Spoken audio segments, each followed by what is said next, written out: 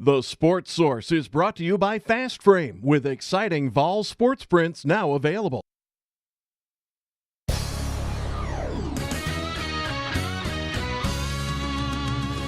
You are watching East Tennessee's first and only year-round sports talk show on television. This is The Sports Source with your host, John Pennington.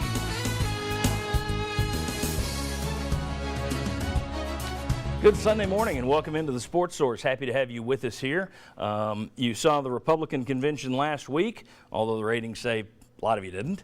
You'll see the Democratic convention this week. I'm guessing the ratings will say a lot of you won't. We're going to get right in the middle here. We can only do this once every 4 years. So today it is our Sports Source convention. Our national convention convenes today. All Tennessee football, all with kind of a political spin.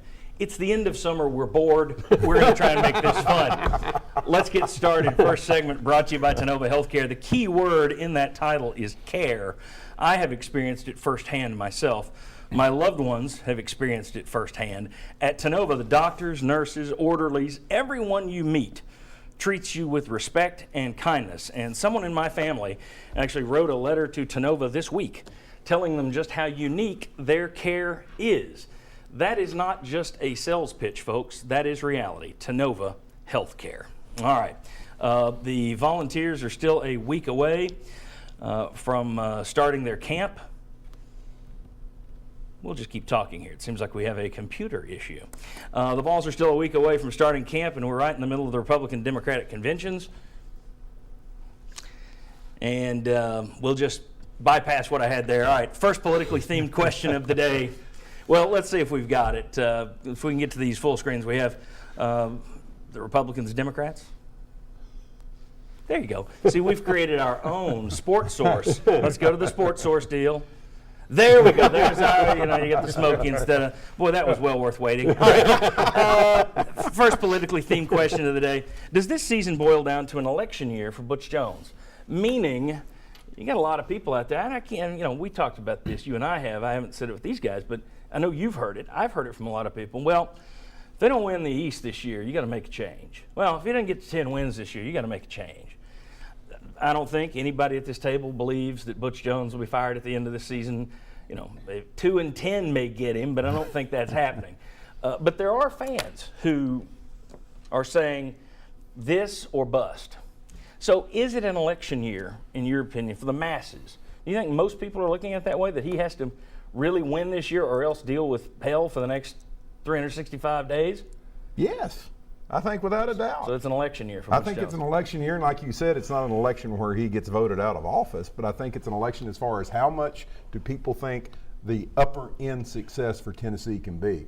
I think if Tennessee wins 10 games, they win the SEC East, everybody's going to say, okay, now we know that we're kind of back. If you fall short of that with the team that everybody thinks you have, then okay, is our ceiling just basically to continue to be runner-up, third place in the East? So yeah, I think it is. Is this an election year? It is. I think every year is an election year for a football coach in the SEC. Ask Gene Chizik, he didn't get a 4-year term.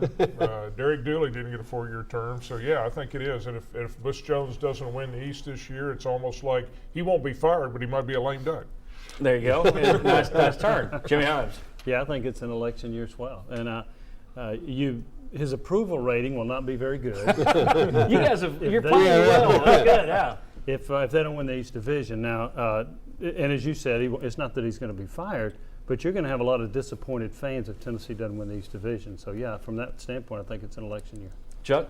I agree. A lot of it is, too, you've been gearing up for this year, this 2016, and you've been preparing your whole staff for re-election in a way. And then plus some of the issues last year that you want to show you can move past those and put some of these teams away in the fourth quarter. So, yeah, I mean, it is an election year for him.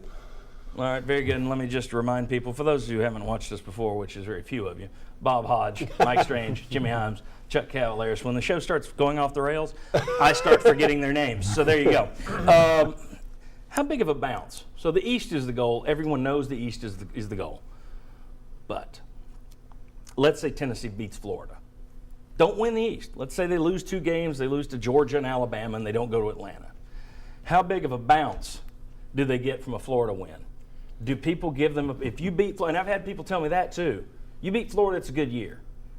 They say that now. Yeah, exactly. I don't believe they'll say it Exactly. then. Yeah. But if they beat Florida, will they get enough bounce that people will forgive a 2-loss? That's pretty good. You go 6-2, you don't make the East, you beat Florida. Not good enough in your opinion? The No. bounce isn't big enough. No. I think you beat Florida. It's early enough in the season. If you don't go to the SEC, it's forgotten. It's done. It's like the win over Florida never happened. Well, if you think about it, the emotion week to week from football fans, not just Tennessee fans.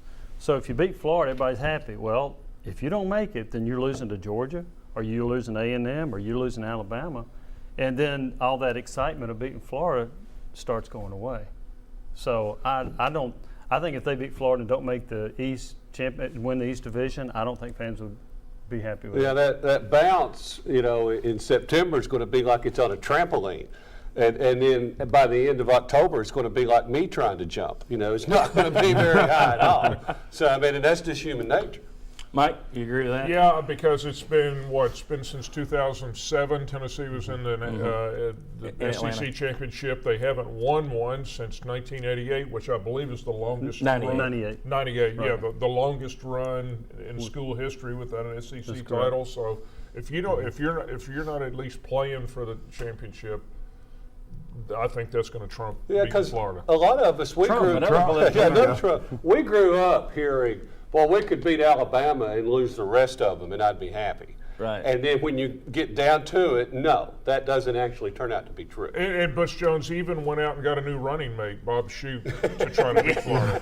Yeah, well, he's either the running mate or he's named him as Secretary of Defense. Yeah. But your platform can't just be beating Florida. Now we're overdoing it. That's good. It's I impressive. think what you get into would be the reverse of last year. Beating Northwestern the way you did sort of erased the fourth quarter losses a little bit. It got Tennessee on that road to the momentum that's got them to where they are, ranked in the top 10 and all these things. Right. If you beat Florida but you don't win the SEC, you've got the reverse of that. Your momentum is high when you beat Florida, but then it starts coming back down as the season wears on and it doesn't look like you're going to Atlanta.